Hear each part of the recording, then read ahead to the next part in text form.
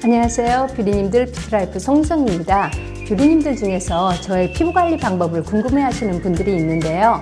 그래서 이번 영상에서는 제가 피부를 위해서 절대 하지 않는 것 대표적인 3가지와 또 반드시 하고 있는 것 3가지를 소개할게요. 보시다시피 제 피부는 얇고 건성 피부예요. 그래서 피부에 절대 하지 않는 것 첫 번째는 각질 제거입니다. 각질 제거는 피부의 턴오버, 그러니까 피부가 재생되는 주기를 도와 피부의 묵은 각질을 걷어내서 피부를 깨끗하게 정리하고 화장품의 흡수도 잘 되도록 돕기도 하지만 저처럼 얇은 피부는 굳이 각질 제거를 해서 피부를 민감하게 할 필요가 없다는 거예요. 그래서 저는 수용성 각질 제거 성분으로 건성 피부에 주로 사용하는 아하 성분이든 또 지용성 필링 성분으로 피부의 유분기를 걷어내고 모공 속에 피지를 깨끗이 제거해서 여드름 피부나 지성 피부가 사용하는 바하 성분, 아하 성분처럼 수용성인데 아하 타입보다 자극이 적어서 민감한 피부에도 사용한다는 파하 성분 등의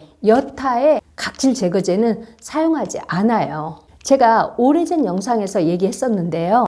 피부 재생 주기는 28일을 주기로 턴오버가 되어야 각질층이 제대로 형성되어서 피부가 건강하고 탄탄하고 매끄러운데 새로운 각질층이 자리 잡기도 전에 계속 각질을 제거하면 각질층이 제대로 형성되지 못해서 각질이 나달나달하게 올라오게 돼요. 그래서 오히려 피부가 거칠어 보이고 무엇보다도 피부가 민감해진다고 했던 거 기억하시죠? 제가 각질 관리를 하는 방법은 굳이 필링젤을 사용하지 않고 보습 성분의 피로브 타입의 팩을 주 1회 정도 사용해서 아래에서 위로 떼어내는 것만으로도 각질 관리는 충분히 되고 있습니다. 또 저는 MTS 관리를 하고 있기 때문에 각질 관리 따로 하지 않습니다.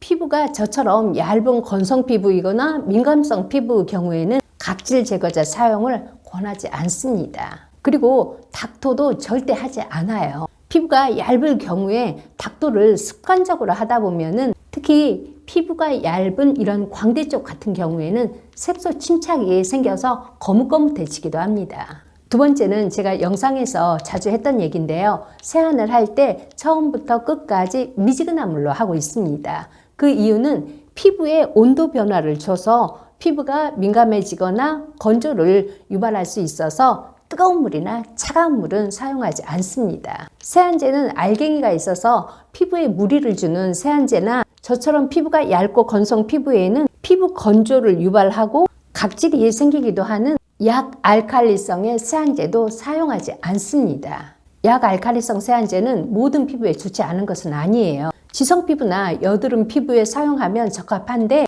건성 피부인 저는 사용하지 않는다는 거죠.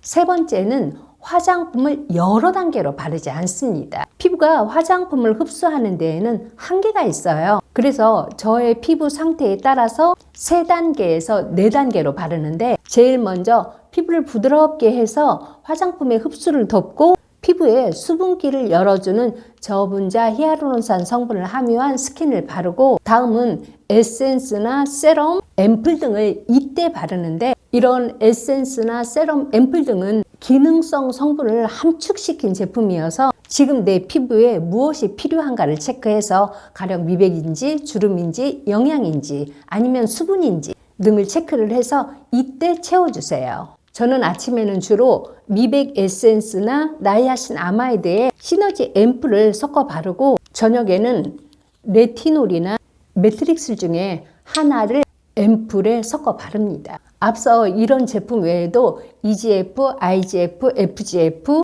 이러한 성분들을 이때 바르는데 가지고 있는 성분을 모두 받으려고 하기보다는 하루에 1~2가지 성분을 바르고 다음날은 다른 성분으로 바꿔 바르면 피부를 무겁지 않게 하면서 좋은 성분들이 계속 채워지니까 피부가 좋아질 수밖에 없겠죠.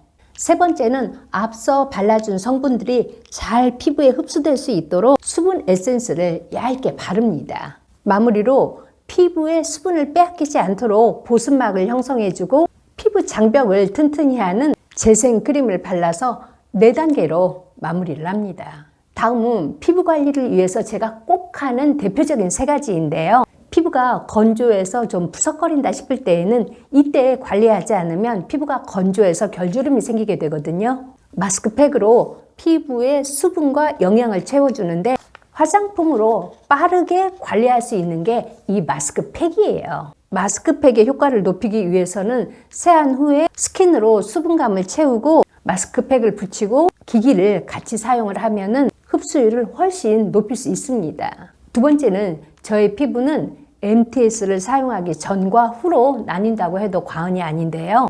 일주일에 1회를 사용하고 있는데 특히 중요한 미팅이 있거나 할 때는 3, 4일 전에 꼭 하는 게 MTS예요. 요즘은 피부과 의사들도 MTS에 대해서 많이 다루고 있고 저 역시도 영상에서 많이 다룬 내용이어서 더 이상의 설명은 필요 없을 것 같아요. 제가 2년 넘게 MTS를 사용하고 생긴 피부의 변화는 무엇보다 피부 재생 효과로 피부가 건강해졌다는 거예요. 그리고 피부가 탄탄하고 결주름이 정말 많이 없어져서 피부가 매끈해졌다는 거예요. 그리고 MTS 관리를 할 때도 1차 롤링을 하고 미세한 홀이 있을 때 앰플을 바르죠. 이때 앰플을 바르고도 디바이스로 흡수를 시키세요.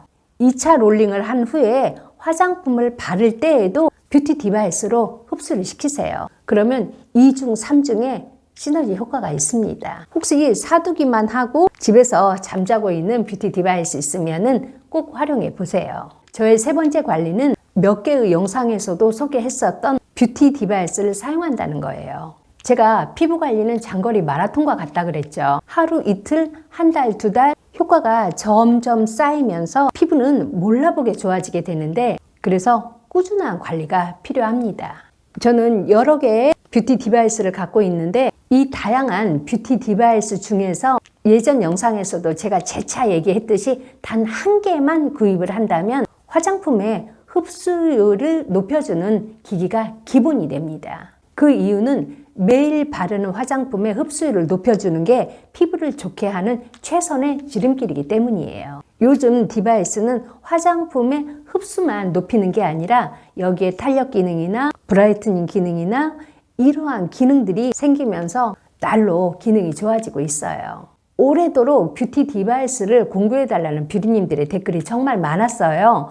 그래서 제게 들어오는 뷰티 디바이스를 면밀히 분석해보면 어떤 제품은 고가인데 반해서 기대치는 그 가격만큼 못 미치고 또 어떤 제품은 가격은 적당해서 좋은데 효과가 또 너무 떨어져서 계속 추천을 하지 못하고 있었어요. 그런데 가격 대비 기능도 효과도 우수한 제품을 만나게 돼서 다음 주 금요일 영상에서 처음으로 뷰티 디바이스 공구를 진행합니다. 그럼 오늘도 제 영상 시청해주신 우리 뷰티님들 감사하고 다음 주 금요일 오전 10시에 더 좋은 내용으로 찾아오겠습니다.